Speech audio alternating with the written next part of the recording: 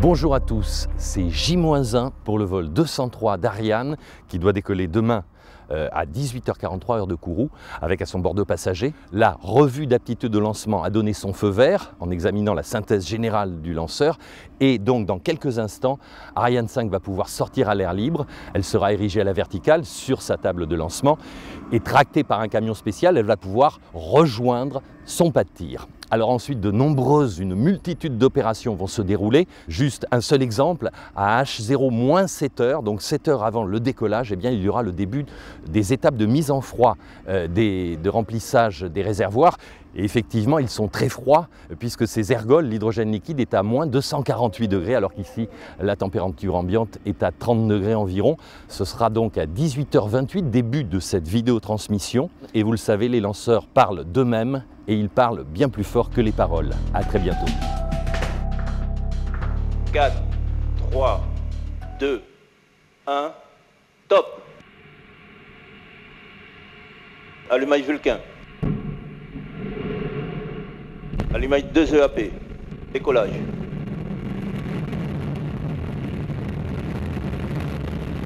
Ariane 5 eh bien, laisse une traînée de feu dans le ciel. Vous le voyez, son sillage lumineux nous fait sentir vraiment toute la puissance, toute la vitesse d'Ariane 5. Alors tous les lanceurs, eh bien, ils obéissent à la troisième loi de Newton, c'est inévitable, c'est le bon vieux principe action-réaction. La force de propulsion d'une fusée, elle dépend directement du débit des gaz, donc du volume éjecté, et puis aussi de leur vitesse d'éjection. Oh là là, c'est impressionnant hein, ces images. Et bien évidemment, plus la vitesse de gaz éjecté est grande, plus la poussée est importante. 1200 tonnes de poussée à l'heure actuelle, et ce sont les deux étages à poudre, hein, les deux boosters qui assurent 90% de cette puissance. Chaque booster consomme 2 tonnes, oui 2 tonnes de propergol solide par seconde. Ces boosters, ils sont réalisés en Guyane française grâce à Régulus et à Europropulsion. À l'intérieur de ces deux boosters, eh bien une sorte de gomme, un mélange comburant-carburant, et une fois allumés, ces deux boosters ne peuvent plus être éteints. C'est la particularité des propergols solides. Alors on va se séparer des deux boosters lorsqu'ils auront fini leur mission, mais tout de suite en bas de vos écrans, vous pouvez le voir. Il y a l'altitude, on a déjà dépassé 40 km.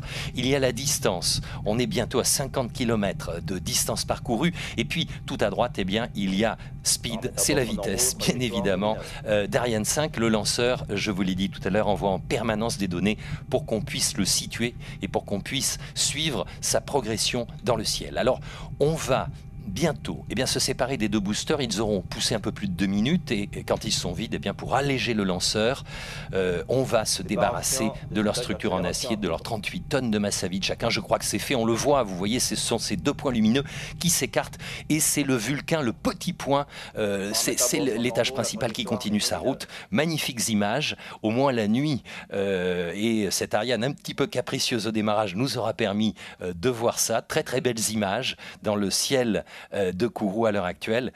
Et dans quelques instants, tout en haut du lanceur, vous le savez, il y a la coiffe d'Ariane 5, cette coiffe qui améliore l'aérodynamisme d'Ariane 5, qui protège aussi bien évidemment les satellites. Mais vous le voyez, on a déjà dépassé les 100 km d'altitude, il n'y a plus de frottement, plus de vibrations, on est quasiment dans le vide, on n'a plus aucun risque. Donc maintenant, pour nos précieux satellites embarqués, on va donc larguer, voilà c'est fait, cette coiffe, une coiffe de 17 mètres de hauteur.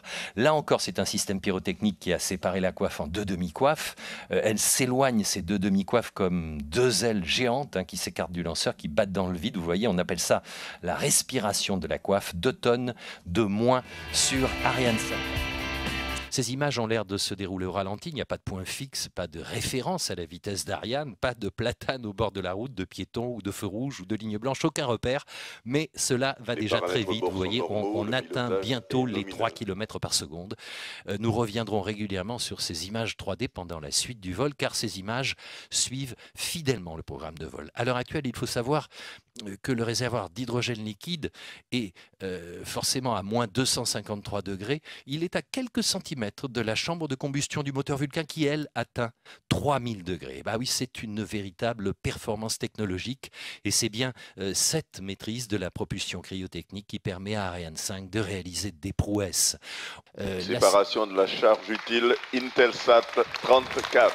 Voilà, c'est fait. Eh bien, ici, c'est la joie, Jupiter. On a attendu, c'était long, mais c'est le 4e succès d'Ariane 5 en 2015, 67e succès d'affilée pour Ariane 5. C'est une série victorieuse qui continue, c'est tant mieux. On revoit ce décollage, c'était tout à l'heure. Ariane 5 a jailli de ses starting blocks comme une sprinteuse ultra rapide. On le revoit encore sur un plan serré. Alors là, ça ne va pas durer longtemps parce que, oh, mais très belles images. Don Quichotte avait un rêve fou, celui de poursuivre des moulins à vent, et était condamné au malheur, parce que son rêve n'avait rien de possible. Et ceux qui réussissent sont ceux qui ont compris la réalité et s'adaptent à elle. Mais ils changent rarement la réalité. Ceux qui échouent ont eu un rêve qui a parfois permis de changer le monde. Alors aujourd'hui, vous contribuez à changer le monde, et en plus vous avez réussi, mais ça n'est qu'une péripétie. Même quand ça échouera, nous continuerons à être derrière vous. Merci à toutes et tous en tout cas.